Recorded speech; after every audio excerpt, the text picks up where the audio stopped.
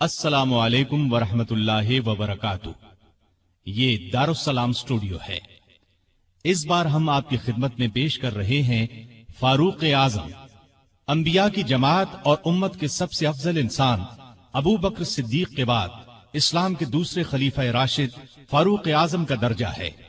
ان کی زندگی کے واقعات دلچسپ ترین انداز میں سنیے، آپ حیرت زدہ رہ جائیں گے۔ بہت سے ایسے واقعات بھی آپ سنیں گے جو اکثر کتابوں میں شامل نہیں ہیں۔ تو آئیے سنتے ہیں فاروق اعظم، پیشکش محمد طارق شاہ۔ اللہ تعالی کا ارشاد ہے، وہ لوگ جو اللہ اور اس کے رسولوں پر ایمان لائے ہیں، یہی تو وہ ہیں جو ان کے پروردگار کے نزدیک صدیق اور شہید ہیں، ان کے لیے اجر اور نور ہے۔ رسول اللہ صلی اللہ علیہ وسلم کا ارشاد ہے، اللہ تعالی نے عمر کے دل اور زبان پر حق جاری کر دیا ہے۔ وہ فاروق ہے جس کے ذریعے اللہ تعالی نے حق اور باطل کے درمیان فرق کیا۔ جماعت اصحاب روشن ستارے ہیں، آسمان پر موجود ستاروں کی روشنی کم و بیش ہے۔ یہی مثال صحابہ کرام رضی اللہ عنہم کی ہے، لیکن ہیں سبھی روشن۔ ان میں سب سے نمایاں، سب سے روشن اور سب سے تابناک بہرحال پہلے چار صحابہ رضی اللہ عنہم ہی ہیں۔ یہی پہلے چار اصحاب خلفائے راشدین ہیں۔ عشرہ مبشرہ میں بھی سب سے پہلے انہی کا نام ہے۔ آج ہم آپ کو انوکھی خصوصیات والے انسان کی کہانی سناتے ہیں۔ اللہ کے رسول صلی اللہ علیہ وسلم نے اپنے 10 صحابہ کا نام لے کر فرمایا تھا، میرے یہ 10 صحابہ جنتی ہیں۔ گویا انہیں دنیا ہی میں جنتی ہونے کی بشارت عطا ہوئی۔ ان میں سے ایک سیدنا عمر فاروق رضی اللہ عنہ ہیں۔ انبیاء کی جماعت کے بعد اور مسلمانوں کے پہلے خلیفہ راشد یار غار سیدنا ابو بکر کے بعد اس دنیا میں سب سے زیادہ فضیلت دوسرے خلیفہ راشد سیدنا عمر فاروق ہی کو حاصل ہے۔ نبی صلی اللہ علیہ وسلم نے ان کے بارے میں اس طرح دعا فرمائی تھی، اے اللہ، اسلام کو عمر کے ذریعے سے قوت اور عزت دے۔ ان کے زمانے میں اسلامی حکومت 22 لاکھ مربع میل رقبے تک پھیل گئی۔ بعض موقعوں پر ان کی تائید میں آیات نازل ہوئیں۔ ان کی خلافت کا زمانہ بہترین اسلامی حکومت کا زمانہ تھا۔ اتنے بڑے حکمران ہوتے ہوئے دوپہر کے وقت شہر سے باہر گرم زمین پر کوئی پتھر وغیرہ سر کے نیچے رکھ کر قیلولہ کر لیتے تھے۔ ان کے واقعات اس قدر حیرت انگیز ہیں کہ سننے والے دنگ رہ جاتے ہیں۔ بڑے بڑے طاقتور حکمران ان کے نام سے کانپتے تھے، جبکہ خود ان کا یہ حال تھا کہ جسم پر کھردرا لباس ہوتا تھا۔ آپ یقیناً ان کی زندگی کے انوکھے اوراق پڑھنا پسند کریں گے، لیکن آج آپ پڑھنے کی بجائے سن کر دیکھیں، آپ کو ایک عجیب سا فرحت بخش احساس ہوگا۔ سیدنا عمر فاروق رضی اللہ عنہ ہجری سال شروع ہونے سے 40 سال پہلے 583 عیسوی یا 584 عیسوی میں مکے میں پیدا ہوئے۔ نبی کریم صلی اللہ علیہ وسلم ان سے 13 سال پہلے دنیا میں تشریف لا چکے تھے۔ والدین نے نام عمر رکھا، کنیت ابو حفص تھی، لقب فاروق تھا، یعنی حق اور باطل میں فرق کرنے والا۔ یہ لقب انہیں نبی کریم صلی اللہ علیہ وسلم نے عطا فرمایا۔ حضرت عمر کا سلسلہ نسب 8ویں پشت میں نبی کریم سے جا ملتا ہے۔ آپ نے دنیا میں آنکھ کھولی تو مکے میں قریش کی سرداری تھی۔ یہ قبیلہ اسماعیل علیہ السلام کی اولاد سے تھا۔ قریش کے آگے چل کر 10 کے قریب قبیلے بن گئے۔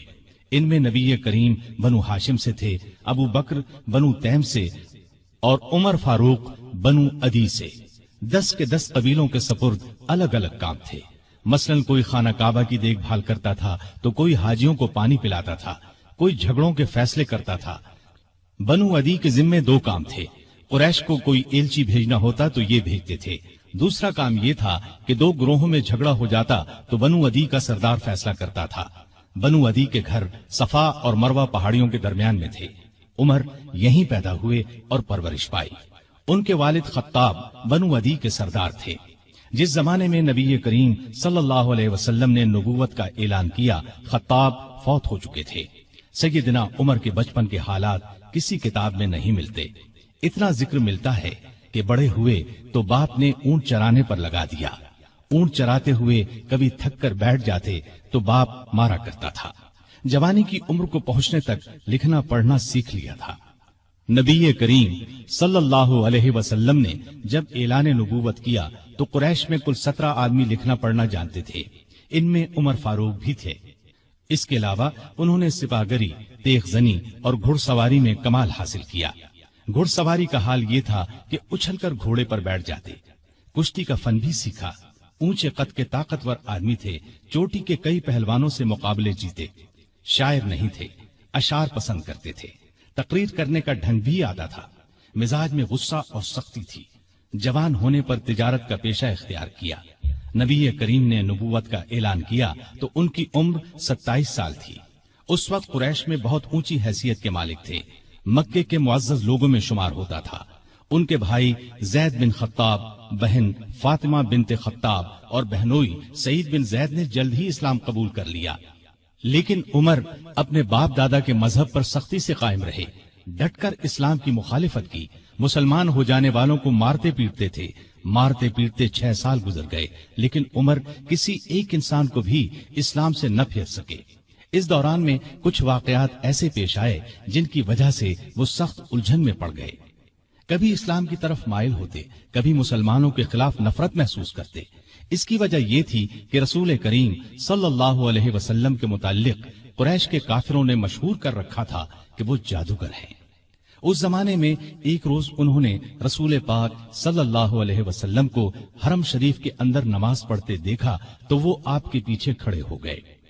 उस वक्त आप सल्लल्लाहु अलैहि वसल्लम कुरान पाक की सूरतुल हाका की बुलंद आवाज में तिलावत कर रहे थे।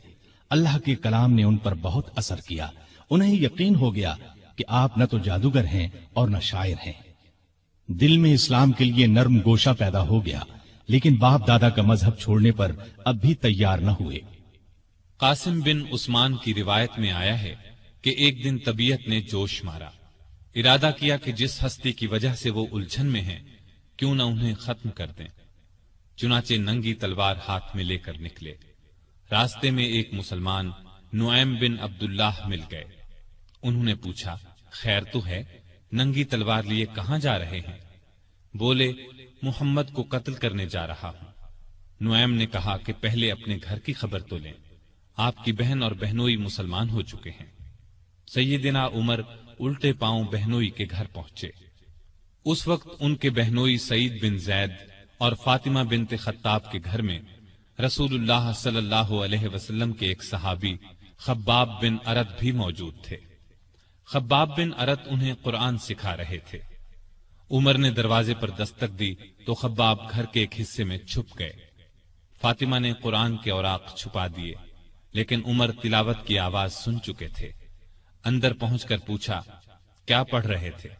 मुझे मालूम हुआ है कि तुम मुसलमान हो चुके हो, अपने बाप दादा के मजहब से फिर गए हो। ये कहकर उन्होंने दोनों को मारना पीटना शुरू कर दिया। बहन के सर पर एक लकड़ी मारी, उनके सर से खून बह निकला। उस वक्त दोनों मियां बीवी के मुंह से निकला, हां ए उमर, हम मुसलमान हो चुके हैं, अल्लाह के रसूल पर ईमान ले आए हैं, तुमसे जो हो सके कर लो, इस्लाम तो अब हमारे दिलों से नहीं निकल सकता। उमर ने बहन का खून देखा और ये अल्फाज सुने तो गुस्सा ठंडा हो गया। बोले, अच्छा, जो तुम पढ़ रहे थे मुझे दिखाओ। बहन ने औराक उन्हें दे दिए। उन पर सूरह ताहा लिखी थी। उन्होंने उसको पढ़ा तो बेइख्तियार पुकार उठे, वाह, कितना उम्दा और आला दर्जे का कलाम है। ये सुनकर खब्बाब बिन अरत भी बाहर निकल आए और बोले, ए उमर, मुझे उम्मीद है अल्लाह ताला ने अपने नबी की दुआ को पूरी करने के लिए आपको चुन लिया है। मैंने कल ही नबी सल्लल्लाहु अलैहि वसल्लम को ये दुआ करते सुना है, इलाही, अबू जहल या उमर बिन खत्ताब के जरिए से इस्लाम को कुव्वत अता कर। बस ए उमर, अल्लाह की तरफ आओ, अल्लाह की तरफ आओ।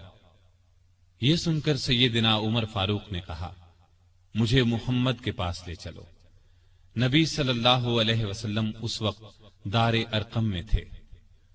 उमर रजी अल्लाह अन्हु خباب بن ارت کے ساتھ کمر سے تلوار لٹکائے وہاں پہنچے۔ دروازے پر دستک دی۔ ایک صحابی نے اندر سے ایک جھری میں سے جھانک کر آپ صلی اللہ علیہ وسلم کو بتایا، باہر عمر تلوار کمر سے لٹکائے کھڑے ہیں، نہ جانے کس ارادے سے آئے ہیں۔ آپ کے چچا سیدنا حمزہ رضی اللہ عنہ بھی اس وقت وہاں موجود تھے۔ یہ بہت بہادر تھے، فوراً بولے انہیں اندر آنے دو، نیک ارادے سے آئے تو ٹھیک، ورنہ انہی کی تلوار سے ان کا سر اڑا دوں گا۔ رسول اللہ صلی اللہ علیہ وسلم نے بھی فرمایا انہیں آنے دو، چنانچہ دروازہ کھول دیا گیا۔ عمر اندر داخل ہوئے۔ آپ صلی اللہ علیہ وسلم اٹھ کر ان کی طرف بڑھے، ان کی چادر کو مٹھی میں دبا کر زور سے کھینچتے ہوئے فرمایا، خطاب کے بیٹے، تم کس ارادے سے آئے ہو؟ سیدنا عمر رضی اللہ عنہ نے عرض کیا، اے اللہ کے رسول، میں اللہ اور اس کے رسول پر ایمان لانے کے لیے حاضر ہوا ہوں۔ اس پر آپ صلی اللہ علیہ وسلم نے زور سے اللہ اکبر فرمایا۔ باقی مسلمانوں نے بھی اللہ اکبر کا نعرہ لگایا۔ اب عمر رضی اللہ عنہ نے کلمہ پڑھا، پھر بولے، اے اللہ کے رسول، کیا ہم حق پر نہیں ہیں؟ آپ نے فرمایا، اس ذات کی قسم جس کے قبضے میں میری جان ہے، تم لوگ حق پر ہو۔ یہ سن کر سیدنا عمر فاروق نے عرض کیا، جب ہم حق پر ہیں اور کافر غلط راستے پر، تو پھر اپنا دین کیوں چھپائیں؟ آپ نے فرمایا، اے عمر، ابھی ہماری تعداد تھوڑی ہے اور تم دیکھ رہے ہو کہ ہم کن حالات سے گزر رہے ہیں۔ سیدنا عمر نے یہ سن کر فرمایا، اس ذات کی قسم جس نے آپ کو نبی بنا کر بھیجا ہے، میں اسلام لانے سے پہلے جن لوگوں میں اٹھتا بیٹھتا تھا، اب مسلمان ہو کر ان کے سامنے جاؤں گا۔ اس پر تمام مسلمان دار ارقم سے 2 صفیں بنا کر نکلے اور کعبے کی طرف روانہ ہوئے۔ ایک صف میں عمر تھے، دوسری میں حمزہ۔ سب نے مسجد حرام میں نماز ادا کی۔ قریش نے یہ دیکھا تو طیش میں آ گئے۔ اس وقت تو کچھ نہ کہا، جب عمر تنہا نظر آئے تو ان پر حملہ کر دیا۔ انہوں نے بھی ڈٹ کر مقابلہ کیا۔ آخر کافر انہیں چھوڑ کر چلے گئے۔ یہ واقعہ نبوت کے 6 سال پیش آیا۔ ایمان لانے کے بعد 6 سال تک مکے میں رہے، پھر دوسرے مسلمانوں کے ساتھ مدینہ کی طرف ہجرت کی۔ ایسے میں کفار کو مخاطب ہو کر فرمایا، میں آج مکے سے جا رہا ہوں، کسی میں ہمت ہے تو مجھے روک کر دکھائے۔ کوئی آگے نہ آیا۔ اس طرح آپ قباء پہنچے۔ پھر نبی کریم صلی اللہ علیہ وسلم اور ابو بکر ہجرت کر کے وہاں تشریف لائے۔ مسجد قباء کی تعمیر کے بعد سب نے مدینے کا رخ کیا۔ ہجرت کے وقت سیدنا عمر فاروق کی عمر 40 سال کے قریب تھی۔ اس کے بعد وہ 23 برس اس دنیا میں رہے۔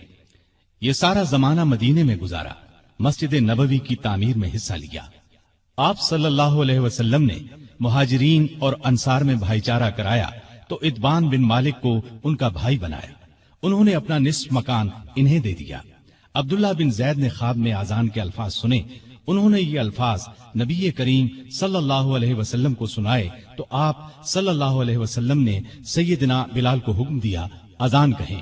جو ہی انہوں نے اذان شروع کی، سیدنا عمر فاروق اپنی چادر گھسیٹتے ہوئے آئے اور بولے، اے اللہ کے رسول صلی اللہ علیہ وسلم، اس ذات کی قسم جس نے آپ کو نبی بنا کر بھیجا ہے، میں نے بھی بالکل یہی الفاظ خواب میں سنے ہیں۔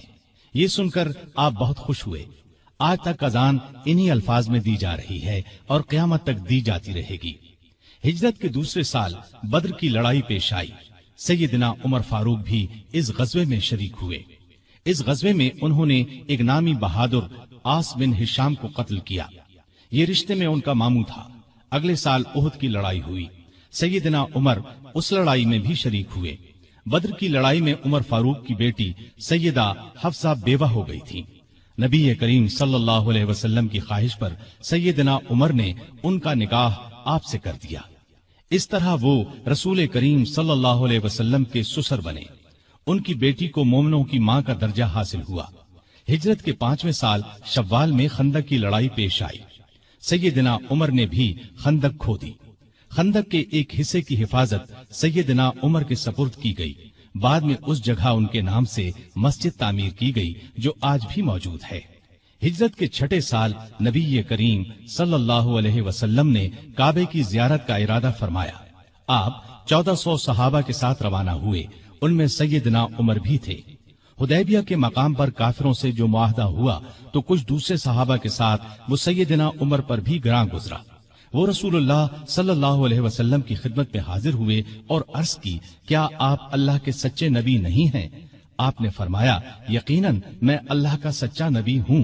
कहा, क्या हम हक पर और हमारा दुश्मन बातिल पर नहीं है? आपने फरमाया, हम हक पर और हमारा दुश्मन बातिल पर है।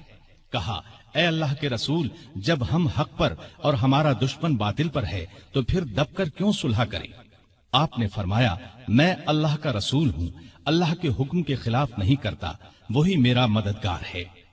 सैयदना उमर फिर अबू बकर सिद्दीक के पास गए और उनसे भी यही कहा तो उन्होंने फरमाया, ए जवान, बिला शुबा नबी करीम सल्लल्लाहु अलैहि वसल्लम अल्लाह के रसूल हैं। वो अपने रब की नाफरमानी नहीं कर सकते और वही उनका नासिर व मददगार है। बस उनकी रिकाब को थामे रहो, यानी हर मामले में उनकी फरमाबरदारी करो। नबी करीम सल्लल्लाहु अलैहि वसल्लम ने फरमाया, मैं अल्लाह का रसूल हूँ, अल्लाह के हुक्म के खिलाफ नहीं करता, वही मेरा मददगार है। तब जाकर सैयदना उमर को इत्मीनान हुआ। नबी करीम सल्लल्लाहु अलैहि वसल्लम वापस रवाना हुए तो सूरा फतह नासिल हुई। आपने सैयदना उमर को बुलाकर अल्लाह ताला का ये इरशाद सुनाया कि हमने आपको खुली फतह अता की। साथ ही आपने फरमाया, मुझ पर आज ऐसी सूरत नाजिल हुई है जो मुझे इस दुनिया से ज्यादा प्यारी है।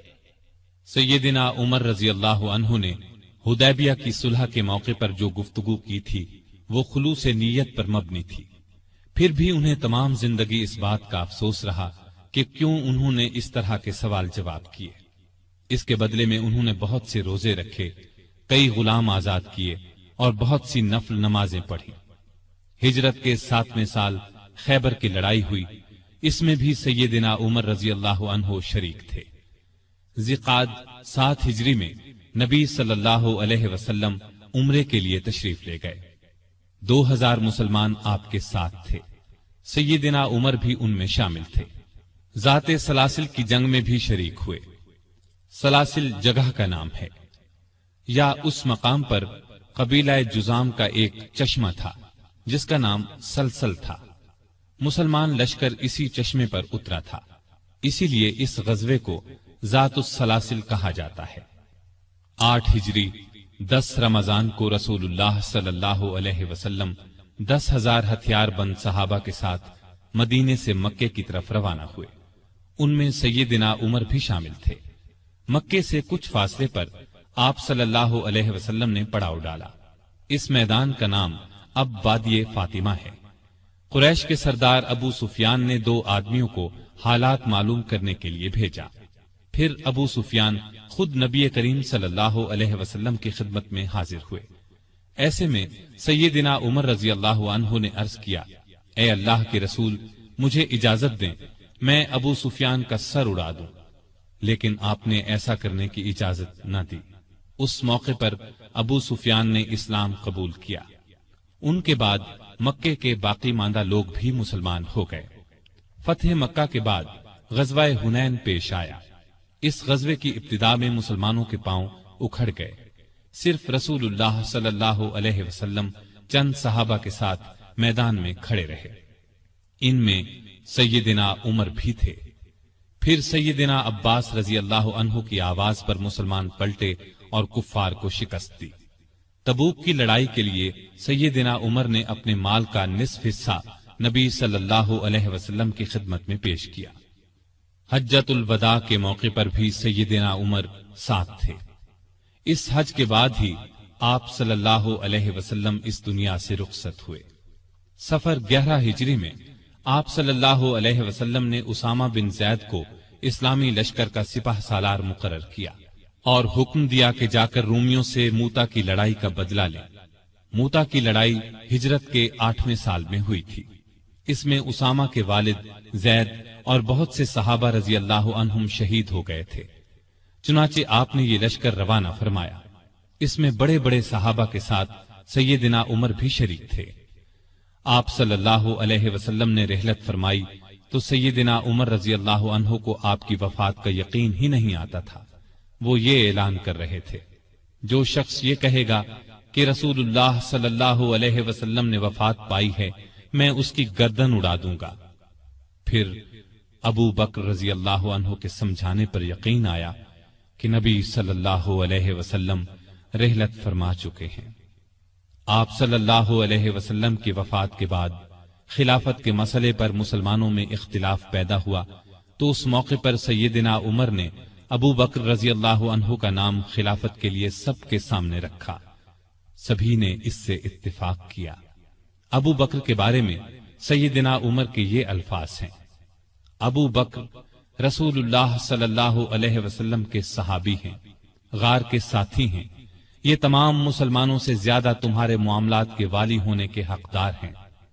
خلیفہ بننے کے بعد سیدنا ابو بکر نے سب سے پہلے اسامہ بن زید کا لشکر روانہ فرمایا۔ یہ لشکر نبی کریم صلی اللہ علیہ وسلم کی شدید علالت کی وجہ سے مرینا سے باہر مقام جرح پر ٹھہر گیا تھا اور پھر وفات کی وجہ سے روانہ نہ ہو سکا تھا۔ اس موقع پر سیدنا ابو بکر نے اسامہ بن زید سے کہا کہ سیدنا عمر فاروق رضی اللہ عنہ کو ان کے پاس چھوڑ جائیں، کیونکہ ان کے مشوروں کی ضرورت پڑے گی۔ اسامہ بن زید نے خوشی سے یہ بات منظور کی۔ ابو بکر کی خلافت 2.25 برس رہی۔ تمام عرصے میں سیدنا عمر ان کے خاص مشیر رہے۔ اس دوران میں سیدنا عمر نے سیدنا ابو بکر کو مشورہ دیا کہ قرآن کو ایک جگہ جمع کر دیا جائے۔ انہوں نے یہ مشورہ اس لیے دیا کہ یمامہ کی لڑائی میں قرآن مجید کے حافظ بہت سے صحابہ شہید ہو گئے تھے۔ آخر یہ کام زید بن ثابت، سیدنا عمر اور بہت سے دوسرے صحابہ رضی اللہ عنہم کی مدد سے مکمل ہوا۔ جمادی الاولیٰ 13 ہجری میں سیدنا ابو بکر سخت بیمار ہو گئے۔ بچنے کی امید نہ رہی تو انہوں نے خلافت کے بارے میں چند بڑے بڑے صحابہ سے مشورہ کیا۔ خود انہوں نے سیدنا عمر کا نام تجویز کیا۔ بعض صحابہ نے اس پر کہا کہ وہ مزاج کے بہت سخت ہیں۔ اس پر ابو بکر نے فرمایا، جب ان پر خلافت کا بوجھ پڑے گا تو نرم ہو جائیں گے۔ اس طرح تمام مسلمانوں کا سیدنا عمر کی خلافت پر اتفاق ہو گیا۔ سیدنا ابو بکر نے آخر وقت میں سیدنا عمر کو یہ وصیت کی کہ عراق میں مسلمان ایرانیوں سے لڑ رہے ہیں، ان کے لیے فوراً مدد بھیجی جائے۔ اس وصیت کے بعد 22 جمادی الاخری کو سیدنا ابو بکر نے وفات پائی۔ تمام مسلمانوں نے خوشی سے سیدنا عمر کی بیعت کر لی۔ اس طرح وہ مسلمانوں کے دوسرے خلیفہ راشد بنے۔ خلیفہ بنتے ہی انہوں نے ابو بکر کی وصیت کے مطابق عراق کی طرف ایک لشکر روانہ کیا۔ ابو عبیدہ رضی اللہ عنہ کو لشکر کا سالار مقرر فرمایا اور اس طرح مسلمانوں کی عظیم الشان فتوحات کا سنہری دور شروع ہوا۔ Iraq, Madain, Hulwan, Jazira, Khuzestan, Nahavand, Isfahan, Hamadan, Azerbaijan, Tabaristan, Armenia, Fars, Kerman, خراسان، سیستان، مکران، دمشق، ہمس، لاذقیہ، یرموک، قنسرین، حلب، انطاکیہ اور بیت المقدس فتح ہوئے۔ بیت المقدس کی فتح کا واقعہ کچھ اس طرح ہے کہ مجاہدین اسلام نے قریباً 3 سال میں سارا شام فتح کر لیا۔ اب فلسطین کے صرف 2 بڑے شہر رہ گئے تھے، بیت المقدس جسے یروشلم بھی کہا جاتا ہے اور قیصاریہ۔ اس زمانے میں فلسطین شام ہی کا حصہ تھا۔ 16 ہجری میں مسلمانوں نے دوسری لڑائیوں سے فارغ ہو کر بیت المقدس کا محاصرہ کر لیا۔ اس شہر میں ابراہیم علیہ السلام، اسحاق علیہ السلام، سلیمان علیہ السلام، عیسیٰ علیہ السلام اور دوسرے نبیوں کی بہت سی یادگاریں ہیں۔ رسول اللہ صلی اللہ علیہ وسلم کی بھی معراج کے سفر میں پہلی منزل یہی تھی۔ مسلمانوں کا پہلا قبلہ بھی یہی تھا۔ نہ صرف یہودی اور عیسائی بلکہ مسلمان بھی اس کی بہت عزت کرتے تھے اور کرتے ہیں۔ مسلمانوں نے جب بیت المقدس کا محاصرہ کیا تو شہر کے باشندوں نے شہر کے دروازے بند کر لیے۔ چند دن تو اس طرح گزرے، پھر انہوں نے مسلمانوں کے سپہ سالار ابو عبیدہ بن جراح کو پیغام بھیجا کہ ہم شہر مسلمانوں کے حوالے کرنے کے لیے تیار ہیں، لیکن شرط یہ ہے کہ مسلمانوں کے خلیفہ خود یہاں آئیں اور صلح کا معاہدہ کریں۔ ابو عبیدہ بن جراح نے یہ بات سیدنا عمر کو لکھ بھیجی۔ خلیفہ ثانی سیدنا عمر نے صحابہ سے مشورہ کر کے وہاں جانے کا فیصلہ کیا۔ آپ نے رجب 16 ہجری میں حضرت علی رضی اللہ عنہ کو اپنا قائم مقام بنایا اور روانہ ہو گئے۔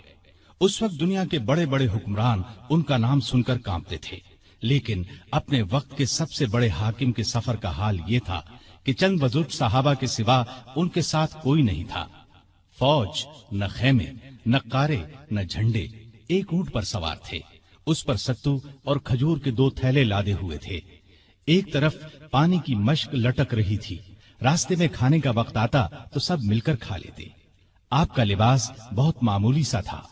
بیت المقدس کے قریب پہنچے تو صحابہ نے مشورہ دیا کہ لباس تبدیل کر لیں۔ قیمتی پوشاک پیش کی، لیکن آپ نے وہ لباس پہننے سے انکار کر دیا اور فرمایا، اللہ نے ہمیں جو عزت دی ہے وہ اسلام کی وجہ سے ہے اور ہمارے لیے یہی کافی ہے۔ غرض اسی حالت میں شہر میں داخل ہوئے۔ عیسائیوں نے شہر آپ کے حوالے کر دیا۔ مسلمانوں نے وہاں ایک مسجد بنائی، اس کا نام مسجد عمر رکھا۔ یہ آج بھی موجود ہے اور اب تک مسجد عمر کہلاتی ہے۔ 14 ہجری میں مسلمانوں نے ہمس کو فتح کر لیا تھا۔ 17 ہجری کو روم کے بادشاہ ہرقل نے ہمس مسلمانوں سے چھیننے کے لیے سمندر کے راستے فوج بھیجی۔ اس فوج نے ہمس کا محاصرہ کر لیا۔ جزیرے کے لوگوں نے بھی ہرقل کو ایسا کرنے پر اکسایا تھا، چنانچہ جزیرے سے بھی 30,000 فوج آ کر ہرقل کی فوج سے مل گئی۔ سیدنا ابو عبیدہ بن جراح رضی اللہ عنہ نے ان حالات کی اطلاع سیدنا عمر فاروق کو بھیجی تو انہوں نے ان کی مدد کے لیے مزید فوج روانہ کی۔ دوسری طرف سہیل بن عدی کی سرکردگی میں ایک فوج جزیرے کی طرف روانہ کر دی۔ خود بھی مدینے سے چل کر دمشق آ گئے تاکہ نزدیک سے تمام حالات پر نظر رکھ سکیں۔ سہیل بن عدی جزیرے کی طرف بڑھے تو جزیرے سے ہمس کی طرف روانہ ہونے والی فوج کو اپنے گھر کی فکر پڑ گئی۔ وہ ہرقل کی فوج کا ساتھ چھوڑ کر واپس جزیرے چلے گئے۔ ادھر ابو عبیدہ بن جراح نے خالد بن ولید کے مشورے سے شہر سے نکل کر ہرقل کی فوج پر حملہ کر دیا۔ گھمسان کی لڑائی کے بعد رومیوں نے بدترین شکست کھائی۔ 4,000 رومیوں نے اسلام قبول کر لیا، 4,000 مارے گئے اور باقی بھاگ نکلے۔ اس لڑائی کے بعد پھر کبھی ہرقل کو شام پر چڑھائی کی جرأت نہ ہوئی۔ 18 ہجری میں عراق میں طاعون کی وبا پھیلی، اس میں بڑے بڑے صحابہ فوت ہو گئے۔ چند ایک کے نام یہ ہیں: ابو عبیدہ بن جراح جو مسلمانوں کی فوج کے سپہ سالار بھی تھے، معاذ بن جبل رضی اللہ عنہ، یزید بن ابی سفیان رضی اللہ عنہ، شرحبیل بن حسنہ رضی اللہ عنہ اور کئی بڑے بڑے صحابہ اس وبا میں فوت ہوئے۔ دور فاروقی میں عرب میں قحط پڑا، ایسے میں سیدنا عمر نے رعایا کی خبرگیری میں دن رات ایک کر دیا۔ انسانوں کے لیے خوراک تھی نہ جانوروں کے لیے۔ سیدنا عمر کو انسانوں اور جانوروں کی یہ بدحالی دیکھ کر بہت صدمہ ہوا۔ انہوں نے بیت المال میں جتنا غلہ تھا سب مسلمانوں میں تقسیم کر دیا، جو نقدی تھی وہ بھی مسلمانوں میں تقسیم کر دی۔ تمام صوبوں کے حاکموں کو خط لکھے کہ فوراً زیادہ سے زیادہ غلہ روانہ کرو۔ چنانچہ ابو عبیدہ بن جراح نے شام کے علاقے سے 4,000 اونٹ غلے سے لدے ہوئے بھیجے۔ عمرو بن عاص نے مصر سے سمندر کے راستے بحری جہاز روانہ کیے، ان میں ہر جہاز پر 6,000 من غلہ لدا ہوا تھا۔ جب یہ جہاز مدینے کی قریبی بندرگاہ پر پہنچے تو سیدنا عمر خود انہیں دیکھنے کے لیے بندرگاہ پہنچے۔ غلے کو حفاظت سے رکھنے کے لیے بندرگاہ میں 2 بڑے بڑے مکان بنوائے، دوسرے صوبوں سے بھی بہت سا غلہ پہنچ گیا۔ غلے کی تقسیم کا یہ انتظام کیا کہ بہت سے رجسٹر بنوائے، ان میں قحط کا شکار ہونے والوں کے نام درج کیے گئے، ہر ایک نام کے ساتھ ان کی ضرورت کے مطابق غلے کی مقدار لکھی گئی، پھر ہر شخص کو پرچی دی گئی، اس پر سیدنا عمر کی مہر ہوتی تھی، اس پرچی کے مطابق انہیں روزانہ غلہ دیا جاتا۔ اس کے علاوہ سیدنا عمر ہر روز 20 اونٹ اپنے سامنے ذبح کرواتے اور ان کا گوشت پکوا کر لوگوں کو کھانا کھلاتے۔ اس طرح ہزاروں آدمی روزانہ سیدنا عمر رضی اللہ عنہ کے دسترخوان پر کھانا کھاتے۔ غلے کے علاوہ لوگوں میں کپڑے اور کھجوریں بھی تقسیم کی جاتی، اور خود اپنا یہ حال تھا کہ اس زمانے میں گوشت، دودھ اور گھی کھانا بالکل چھوڑ دیا تھا، اکثر بھوکے رہتے یا عام لوگوں کے ساتھ خود بھی کھاتے۔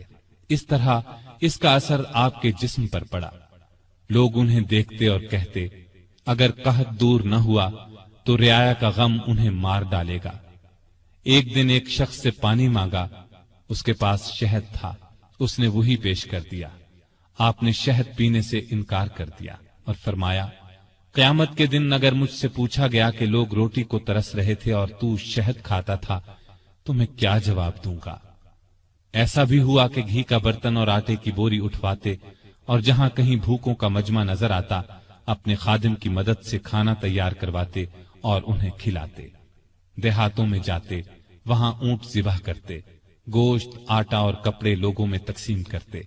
कहत के दिनों में सख्त बेचैन रहते और दुआ करते थे, ऐ अल्लाह, मेरे अमलों की वजह से मुहम्मद सल्लल्लाहु अलैहि वसल्लम की उम्मत को तबाह न कर।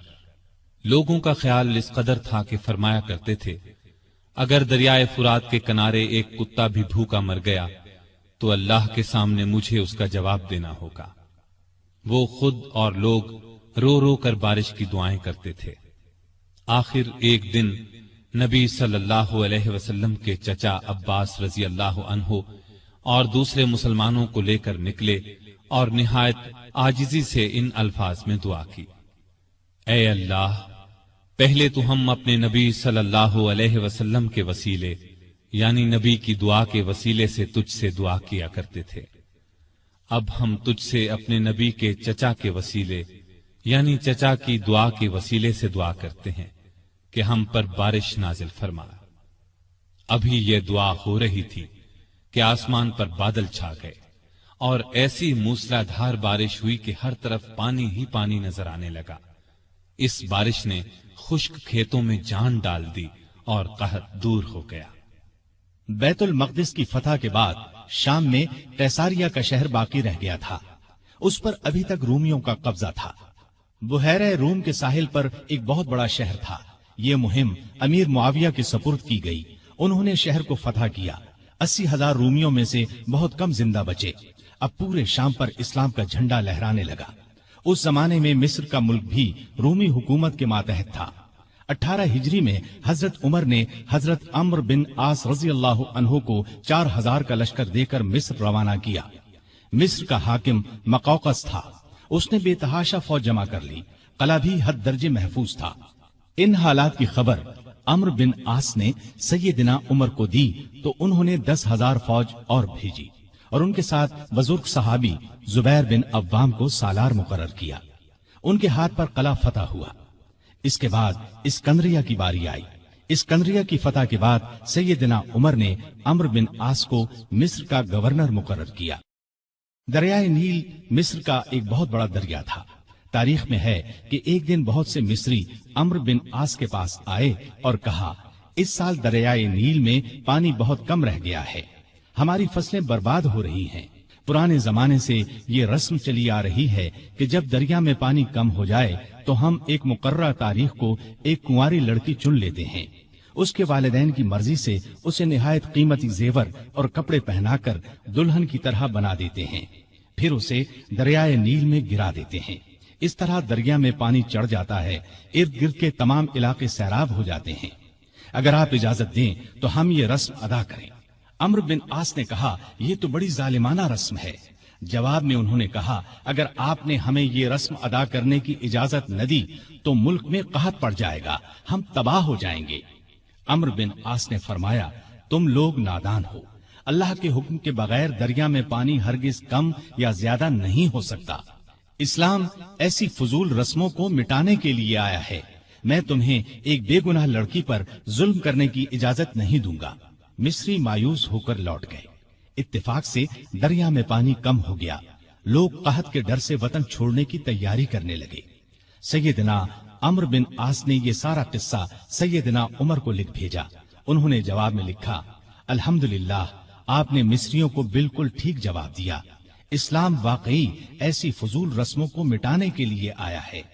मैं एक खत भेज रहा हूं, इसको दरियाए नील में डाल देना। अम्र बिन आस ने खत को दरिया में डालने से पहले उसकी इबारत पढ़ी। उसके अल्फाज ये थे, ए नील, अगर तू अपने इख्तियार से बह रहा है तो मत बह, और अगर तू अल्लाह ताला के हुक्म से बह रहा है तो मैं अल्लाह ताला के हुजूर दुआ करता हूं कि वो तुझे पहले की तरह ज्यादा पानी के साथ जारी कर दे। ये रुका दरिया में डाल दिया गया दूसरे दिन जब मिस्र के लोग सोकर उठे तो उन्होंने अल्लाह की कुदरत का अजीब नजारा देखा। दरिया का पानी कई गज ऊपर चढ़ गया था, किनारों से निकलकर इर्द गिर्द के इलाकों को सैराब कर रहा था। इतना ज्यादा पानी इसमें कभी नजर नहीं आया था। ये नजारा देखकर हजारहा मिस्री मुसलमान हो गए और वो जालिमाना रस्म हमेशा के लिए खत्म हो गई। सैयदिना उमर रजी अल्लाह अन्हु के दौर में इस्लामी हुकूमत 22 लाख मुरब्बा मील तक फैल गई। इसमें अरब के अलावा इराक, ईरान, मिस्र, फलस्तीन, बहरैन, आर्मीनिया, आजरबाईजान, सीस्तान वगैरह बहुत से मुल्क शामिल थे। इतने बड़े मुल्क का इंतजाम सैयदिना उमर ने बहुत खूबी से किया। इस्लामी सल्तनत को सूबों में तकसीम कर दिया, फिर हर सूबे को बहुत से जिलों में तकसीम किया। आमतौर पर एक सूबे में 10 से लेकर 20 तक जिले होते थे। मुल्क का इंतजाम सहाबाए किराम रजी अल्लाह अन्हुम के मशवरे से करते थे। मशवरा करने के लिए उन्होंने एक मजलिस बनाई। उसमें सूझबूझ रखने वाले बड़े बड़े जलीलुल कद्र सहाबा शामिल थे। इस मजलिस को मजलिस शूरा कहा जाता था। इसके इजलास मस्जिद नबवी में होते थे। हर सूबे का एक गवर्नर मुकर्रर किया जाता था। खुद बिल्कुल सादा जिंदगी बसर करते थे। यही हिदायत गवर्नरों को थी। ओहदेदारों की निगरानी खुद करते थे। हज के जमाने में चारों तरफ से आए हुए लोगों से उनके गवर्नरों के हालात पूछते। लोग बेधड़क शिकायत करते। लोगों के सामने इस किस्म का खुतबा देते। लोगों, तुम पर जो लोग हाकिम मुकर्रर किए गए हैं वो इसलिए नहीं भेजे गए कि तुम्हें मारें पीटें और तुम्हारा माल छीन लें, बल्कि उन्हें मैं इसलिए भेजता हूं कि वो तुम्हें रसूलुल्लाह सल्लल्लाहु अलैहि वसल्लम के तरीके सिखाएं। अगर किसी ने इसके खिलाफ किया है तो मुझसे बयान करो ताकि मैं उसका बदला लूं। लोगों को आम इजाजत थी कि वो किसी वक्त भी अपनी शिकायत पेश कर सकते थे। एक मर्तबा मिस्र के एक गरीब शख्स ने शिकायत की कि गवर्नर के बेटे ने बिला वजह उसे पीटा है। आपने बाप बेटे को बुलवा लिया। जब दोनों आ गए तो सैयदिना उमर ने उस गरीब को कोड़ा देकर फरमाया, जितने कोड़े उसने तुम्हें मारे थे उतने ही तुम इसे मारो। उस गरीब ने कोड़े मारने शुरू किए। जब तादाद पूरी हो गई तो उमर ने फरमाया, अब 2-4 कोड़े गवर्नर को भी मारो। लेकिन उस गरीब ने ऐसा करना पसंद न किया। जजीरे के गवर्नर के बारे में इत्तला मिली कि वो बारीक लिबास पहनते हैं। दरवाजे पर दरबान भी मुकर्रर कर रखा है। आपने उन्हें फौरन बुलवा लिया। उनके कपड़े उतरवाकर बालों का बुना हुआ कुर्ता पहना दिया और बकरियों का एक रेवड़ मंगवाकर उन्हें हुक्म दिया कि जंगल में जाओ और इन बकरियों को चराओ। गवर्नर का नाम इयाज बिन गनम था। वो रसूलुल्लाह सल्लल्लाहु अलैहि वसल्लम के सहाबी थे। एक सूबे के गवर्नर थे। इसलिए जब उन्होंने कहा कि वो आइंदा ऐसा लिबास नहीं पहनेंगे तो उमर ने उन्हें मुआफ कर दिया और ओहदे पर वापस भेज दिया। इयाज बिन गनम जब तक जिंदा रहे मोटा लिबास पहनते रहे। फिर उन्होंने कभी बारीक लिबास पहना न दरवाजे पर दरबान रखा। खालिद बिन वलीद रजी अल्लाह अन्हु इस्लाम के बहुत बड़े जर्नैल थे। उन्होंने 20 लड़ाइयां लड़ी। बड़ी बड़ी हुकूमतों के लश्कर उनके मुकाबले में न ठहर सके। सैयदिना उमर के जमाने में जब खालिद बिन वलीद फतूहात पर फतूहात हासिल कर रहे थे तो ऐन इस हालत में उमर ने उन्हें सिपह सालारी से माजूल कर दिया।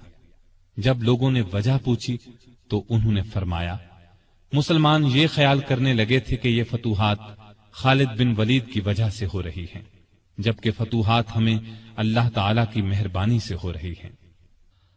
आपके जमाने में चूंकि इस्लामी हुकूमत बहुत फैल गई थी, लगातार फतूहात की वजह से माले गनीमत भी बहुत ज्यादा आने लगा था। इसलिए आपने 15 हिजरी में बैतुल माल कायम कर दिया। उसमें ज़कात, खिराज, जिजिया, माले गनीमत वगैरह जमा होता था और मुसलमानों में तकसीम किया जाता था।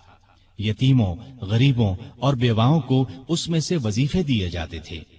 जरूरतमंदों को कर्ज भी दिया जाता था। जंगी जरूरियात पर भी खर्च किया जाता था। आमदनी और खर्च के मामले में हद दर्जा एहतियात करते थे।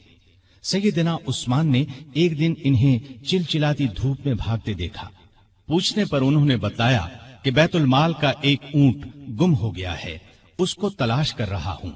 بحرین سے ایک مرتبہ مشک آیا، یہ انتہائی قیمتی خوشبو تھی۔ اس کو مسلمانوں میں تقسیم کرنے کے لیے آدمی کی تلاش ہوئی جو یہ کام اچھی طرح کر سکے۔ سیدنا عمر کی زوجہ محترمہ عاتقہ نے کہا کہ یہ کام میں کر سکتی ہوں۔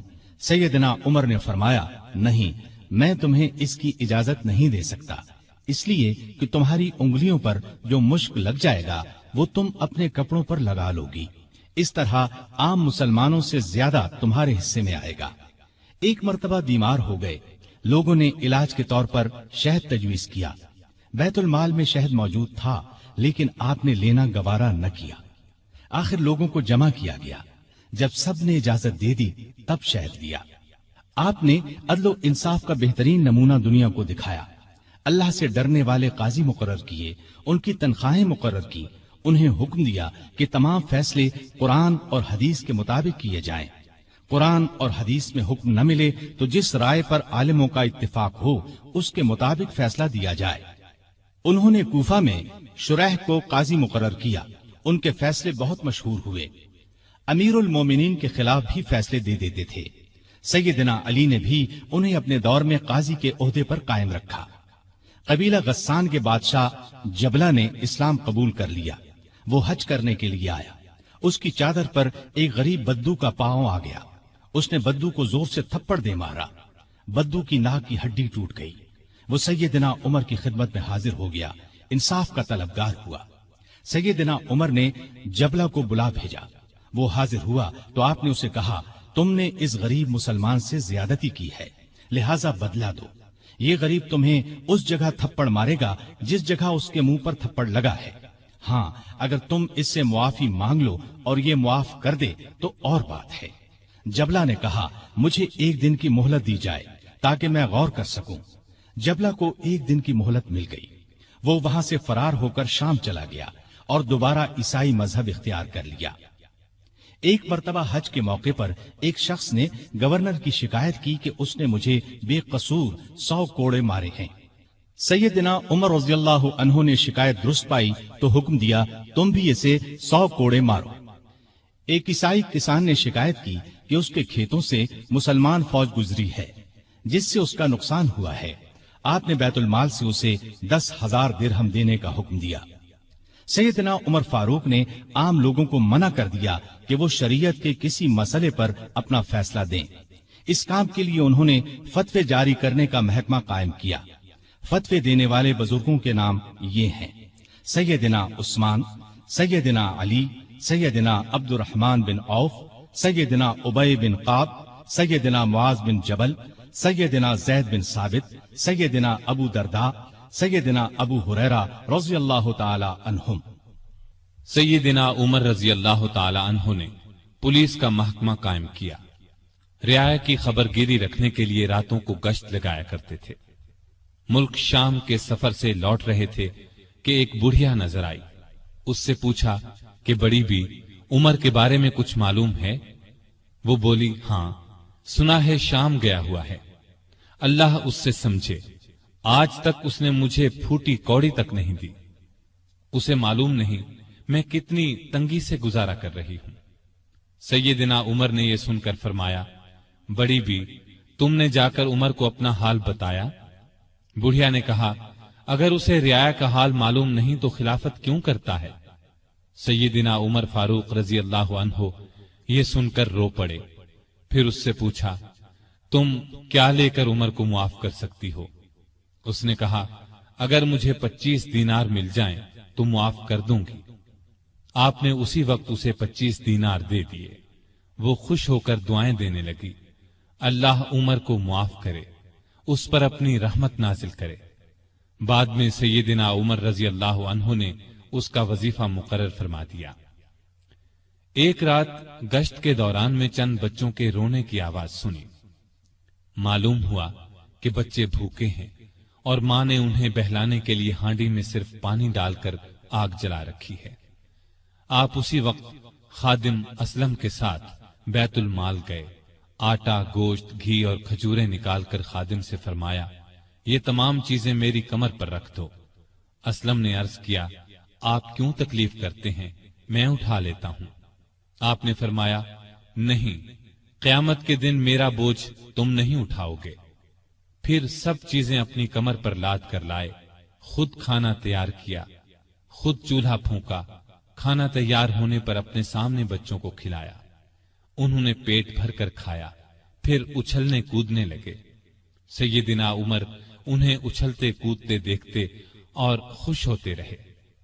عورت نے ان سے کہا، اللہ تمہیں نیک بدلہ دے، امیر المؤمنین بننے کے لائق تو تم ہو، نہ کہ سیدنا عمر۔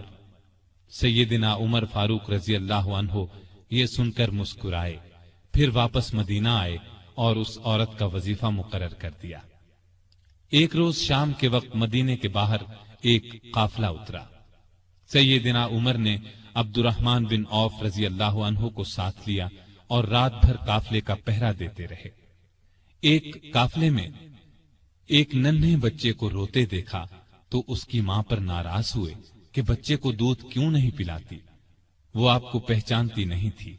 کہنے لگی، امیر المؤمنین نے حکم دیا ہے کہ جب تک بچے ماں کا دودھ پیتے رہیں بیت المال سے ان کا وظیفہ مقرر نہ کیا جائے۔ میں اس کا دودھ چھڑا رہی ہوں تاکہ وظیفہ لگ جائے۔ یہ ہے اس کے رونے کی وجہ۔ سیدنا عمر یہ سن کر روئے، پھر اعلان کر دیا کہ جس دن کوئی بچہ پیدا ہوگا اس کا وظیفہ اسی دن سے مقرر ہو جائے گا۔ ایک مرتبہ لوگوں کو کھانا کھلا رہے تھے، ایک شخص کو بائیں ہاتھ سے کھانا کھاتے دیکھا۔ نزدیک جا کر اس سے کہا، دائیں ہاتھ سے کیوں نہیں کھاتے؟ اس نے کہا، میرا دایاں ہاتھ موتا کی لڑائی میں کٹ گیا تھا۔ یہ سن کر سیدنا عمر رونے لگے، اس کے پاس بیٹھ گئے اور بولے، افسوس، تمہیں وضو کون کراتا ہوگا؟ پھر اس کی خدمت کے لیے ایک خادم دیا اور ضرورت کی چیزیں اس کے گھر بھجوائیں۔ ایک رات گشت کے دوران میں ایک عورت کی آواز سنی۔ وہ اپنی بچی سے کہہ رہی تھی، دودھ میں پانی ملا دے۔ بیٹی نے یہ سن کر کہا، ماں، امیر المؤمنین کا حکم ہے کوئی دودھ میں پانی نہ ملائے۔ ماں نے یہ سن کر کہا، باتیں نہ بنا، پانی ملا۔ امیر المؤمنین کون سا دیکھ رہے ہیں؟ لڑکی نے کہا، امیر المؤمنین تو نہیں دیکھ رہے، مگر اللہ تو دیکھ رہا ہے۔ سیدنا عمر نے ماں بیٹی کی یہ گفتگو سنی تو اپنے خادم سے کہا، اس گھر کو اچھی طرح پہچان لو۔ دوسرے دن ان کے بارے میں پتہ کروایا۔ انہیں لڑکی کی ایمانداری اس قدر پسند آئی کہ اپنے بیٹے عاصم کے لیے رشتہ مانگ لیا۔ اس طرح یہ شادی ہوئی۔ بنو امیہ کے عمر بن عبدالعزیز رحمت اللہ علیہ اسی خاتون کے نواسے تھے۔ انہیں عدل و انصاف، سادگی، پرہیزگاری کی وجہ سے دوسرا عمر کہا جاتا ہے۔ ان کا دور بہترین دور ہوا۔ مدینے کی ایک بے سہارا اندھی عورت کے گھر کی صفائی امیر المومنین خود کیا کرتے تھے۔ رسول اللہ صلی اللہ علیہ وسلم کے ایک صحابی سعید بن یربوک کی آخری عمر میں بینائی جاتی رہی۔ ان کے لیے ایک خادم مقرر کیا جو انہیں مسجد تک لاتا تھا۔ راستہ چلتے ایک عورت نے سیدنا عمر فاروق کو روک لیا اور کہا، میں رسول اللہ صلی اللہ علیہ وسلم کے صحابی خفاف بن ایما کی بیٹی ہوں۔ شوہر فوت ہو گیا ہے، چھوٹے چھوٹے بچے ہیں، کوئی زمین بھی نہیں ہے۔ بچوں کو گھر میں چھوڑ کر محنت مزدوری بھی نہیں کر سکتی کہ بچوں کو کوئی نقصان نہ پہنچ جائے۔ حضرت عمر نے اس کی پوری بات توجہ سے سنی اور فرمایا، تم تھوڑی دیر یہیں ٹھہرو۔ یہ کہہ کر گھر گئے۔ واپس لوٹے، ایک موٹے تازے اونٹ پر بہت سا سامان لدا ہوا ساتھ لائے۔ اس پر کپڑے اور نقد رقم بھی تھی۔ اس عورت سے فرمایا، یہ اونٹ لے جاؤ، جب ختم ہو جائے تو بتا دینا۔ جہاد پر جانے والے مسلمانوں کے گھر والوں کا بہت خیال رکھتے تھے۔ ان کے گھروں میں جا کر ان کی عورتوں سے کہتے، تمہیں بازار سے کچھ منگوانا ہو تو میں لا دیتا ہوں۔ بیوہ عورتوں کا پانی بھر دیتے۔ مجاہدین کے خط آتے تو یہ خط خود ان کے گھروں میں پہنچاتے، ان سے جواب لے کر مجاہدین کو بھجواتے۔ بیت المال سے حاجت مندوں کو دیتے۔ راستوں میں چوکیاں بنوائیں تاکہ رستے محفوظ ہو جائیں۔ شہروں میں مہمان خانے بنوائے۔ ملک میں جگہ جگہ نہریں کھدوائیں جن سے آپاشی آسان ہو گئی۔ سڑکیں اور پل بنوائے، نئے شہر بسائے، قریباً 4000 مسجدیں تعمیر کروائیں، حرم کعبہ کو وسیع کروایا، مسجد नबवी को वसी करवाया, मर्दम शुमारी का निजाम राइज किया, सिक्का जारी किया, सने हिजरी कायम किया, जंगों का सिलसिला बढ़ा तो फौजी निजाम कायम किया, फौजियों की तनख्वाहें मुकर्रर की, मुजाहिदीन के बीवी बच्चों और गुलामों के लिए वजीफे मुकर्रर किए, फौज को 2 हिस्सों में तकसीम किया, एक बाकायदा फौज जो हमेशा महाजों पर रहती थी, दूसरी रजाकार फौज। ये लोग उमूमन घरों में रहते थे, जरूरत पड़ने पर उन्हें महाज पर भेजा जाता। उनकी तनख्वाहें बाकायदा फौज से कम थीं। मुल्क में जगह जगह फौजी छावनियां कायम की, छावनियों के साथ अस्तबल तामीर करवाए, उनमें 4-4 हजार घोड़े तैयार रहते थे, ऊंट भी मौजूद रहते। फौज के साथ खजांची, तबीब, जर्राह, गनीमत के माल का हिसाब रखने वाले, दूसरी जुबानें जानने वाले और दुश्मन की जासूसी करने वाले भी रहते थे। फौज की तालीम का भी इंतजाम किया। फौज को ये हिदायत थी कि दुश्मन से जो अहद करो उसको पूरा करो, बच्चों, औरतों, बूढ़ों और राहिबों को कत्ल न करो, माले गनीमत में खियानत न करो, आबादियों को वीरान न करो, फलदार दरख्तों को न काटो, जो लोग जंग में कैदी बना लिए जाएं उन्हें उनके करीबी रिश्तेदारों से जुदा न करो, लड़ाई में मारे जाने वालों के हाथ पांव, नाक कान न काटो। कुरान और हदीस की तालीम आम कर दी। सैयदना उमर खुद बहुत बड़े फकीह थे। उन्होंने तमाम इलाकों में फकीह मुकर्रर किए, लोग उनसे दीनी मसाइल पूछते थे। उनके जमाने में इस्लाम की बहुत इशाअत हुई। गैर मुस्लिमों से अच्छे सलूक की वजह से भी इस्लाम बहुत तेजी से फैला। इंसाफ का दामन किसी कीमत पर नहीं छोड़ते थे। शाम में मुसलमानों को मस्जिद बनाने के लिए एक जमीन की जरूरत पेश आई। जमीन एक यहूदी की थी। मुसलमानों ने जमीन उससे खरीदना चाही, लेकिन यहूदी ने इनकार कर दिया। मुसलमानों ने जबरदस्ती जमीन पर कब्जा करके मस्जिद बना ली। यहूदी ने सैयदना उमर से शिकायत की। सैयदना उमर फारूक ने हुक्म दिया कि मस्जिद नाजायज तरीके से बनाई गई है, इस्लाम इसकी इजाजत नहीं देता, मस्जिद को गिराकर जमीन यहूदी को दे दी जाए। चुनाचे जमीन यहूदी को वापस दे दी गई। उसने उस जगह अपना मकान बना लिया।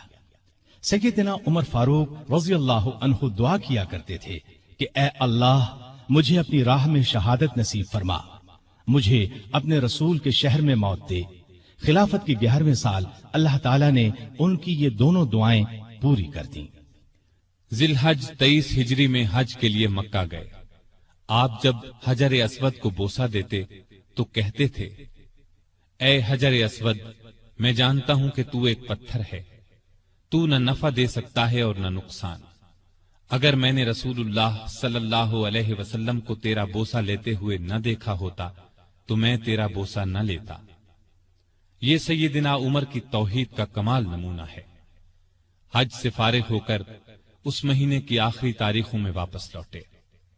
जुमे के दिन मस्जिद में खुतबा दिया जो बहुत तवील था। इसमें लोगों को बहुत नसीहतें की।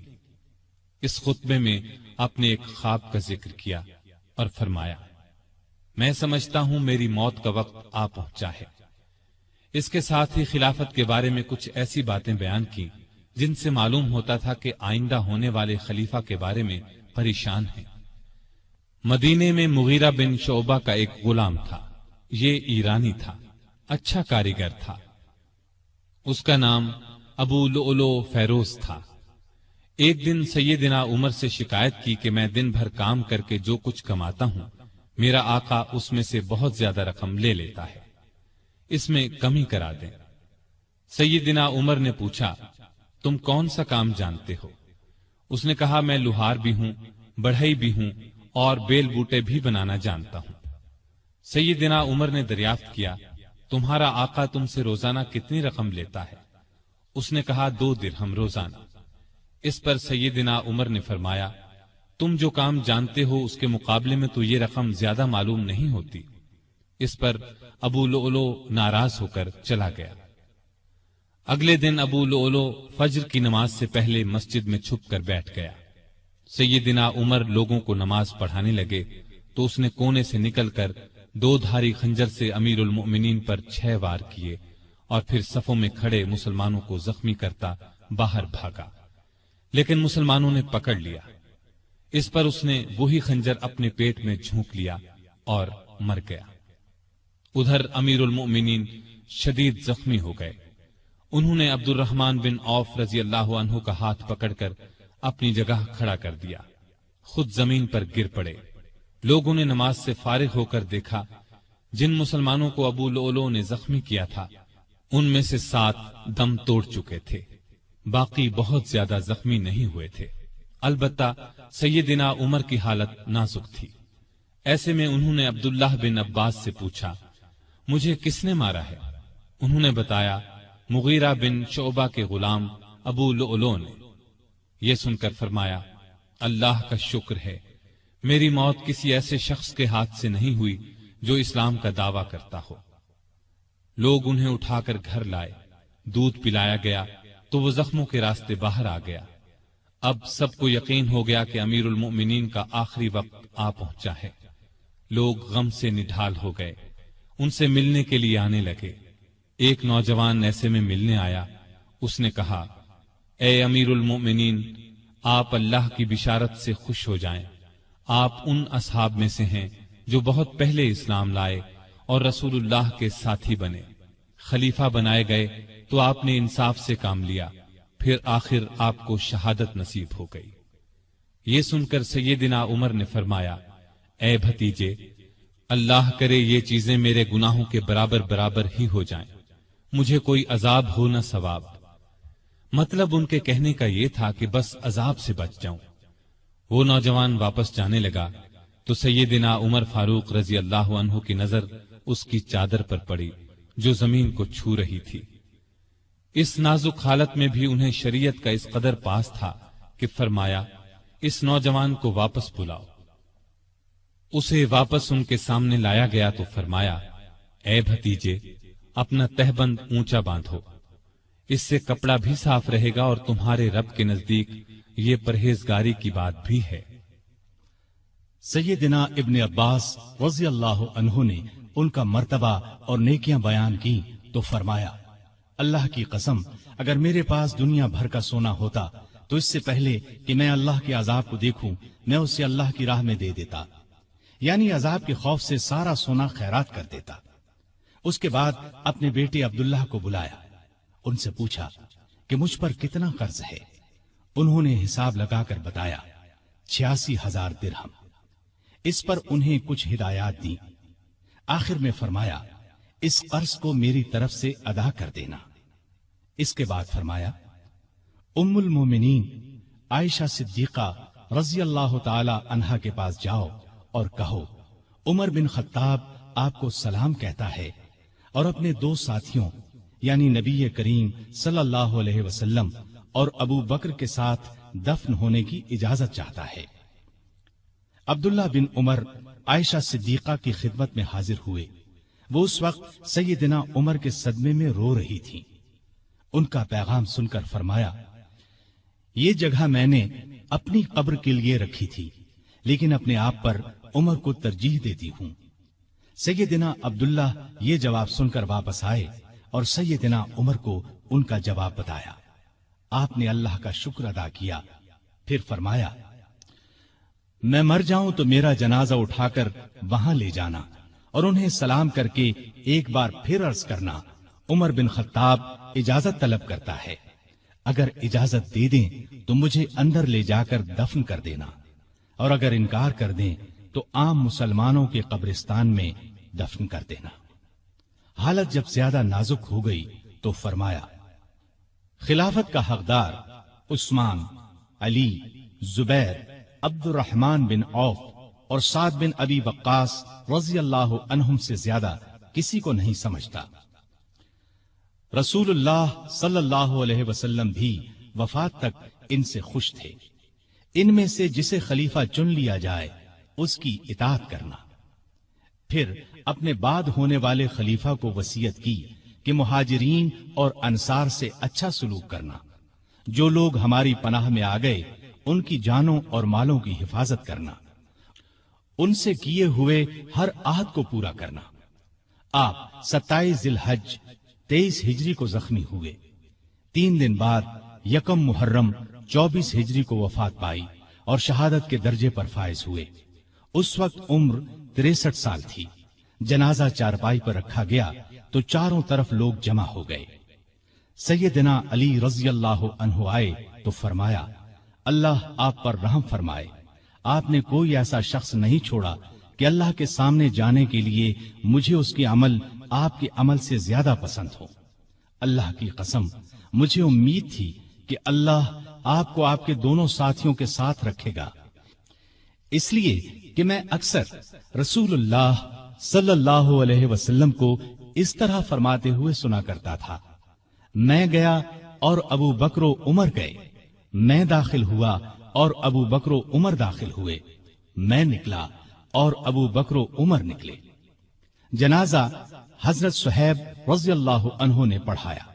حضرت علی، عثمان، سعد بن ابی وقاص اور عبد الرحمن بن عوف رضی اللہ عنہم نے قبر میں میت کو اتارا اور اسلام کے اس بہت بڑے فرزند کو ہمیشہ کے لیے رسول اللہ صلی اللہ علیہ وسلم اور سیدنا ابو بکر رضی اللہ عنہ کا ساتھ نصیب ہو گیا ہے۔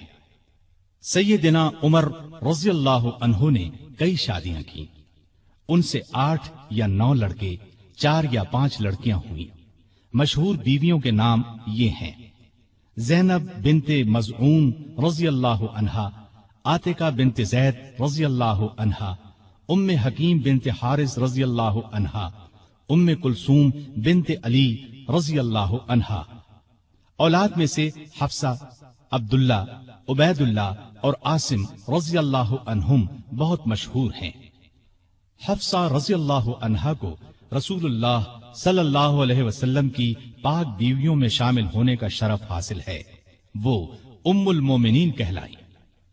آپ میں اللہ کا خوف انتہا کو پہنچا ہوا تھا، عبادت کا شوق بھی بے حد تھا، راتوں کو جاگ کر نفل پڑھا کرتے تھے۔ قرآن کریم کی جن آیات میں قیامت کا ذکر ہے ان کو پڑھتے وقت بہت روتے۔ تراویح کی نماز کو انہوں نے باجماعت کرایا، ان کے دور سے آج تک تراویح باجماعت ادا کی جاتی ہے۔ آپ میں بردباری حد درجے کی تھی، دوسروں کی نکتہ چینی کو صبر اور حوصلے سے برداشت کرتے تھے۔ آپ نے ایک وقت میں کبھی دسترخوان پر 2 سالن جمع نہ کیے۔ رسول اللہ صلی اللہ علیہ وسلم اور ابو بکر رضی اللہ عنہ کا بھی یہی معمول تھا۔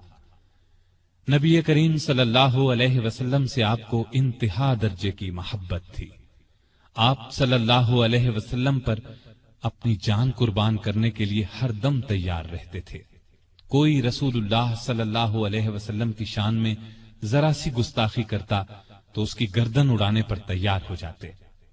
ایک بار سیدنا عمر فاروق رضی اللہ عنہ نے فرمایا، اے اللہ کے رسول، مجھے آپ سے اپنی جان سے بھی زیادہ محبت ہے۔ نبی کریم صلی اللہ علیہ وسلم نے سیدنا عمر فاروق رضی اللہ عنہ کو دنیا ہی میں جنتی ہونے کی بشارت دی۔ سیدنا عمر فاروق رضی اللہ عنہ کے چند اقوال یہ ہیں: بزرگ بننے کے لیے علم حاصل کرو۔ جو آدمی خود کو عالم کہے وہ جاہل ہے، جو خود کو جنتی کہے وہ جہنمی ہے۔ جس سے تمہیں نفرت ہے اس سے ڈرتے رہو۔ بڑھاپے سے پہلے جوانی اور موت سے پہلے بڑھاپے کو غنیمت جانو۔ سب سے بری آوازیں 2 ہیں، نوحہ اور راگ یعنی گانا۔ کم بولنا دانائی، کم کھانا صحت، کم سونا عبادت اور عام لوگوں سے کم ملنا عافیت ہے۔ توبہ کی تکلیف سے گناہ کا چھوڑنا آسان ہے۔ برا چاہنے والوں کی دوستی سے پرہیز کرنا ضروری ہے۔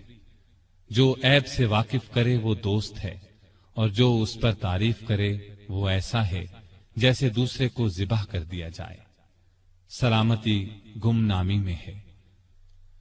اللہ تعالی سیدنا عمر فاروق رضی اللہ عنہ پر رحمت فرمائے، آمین۔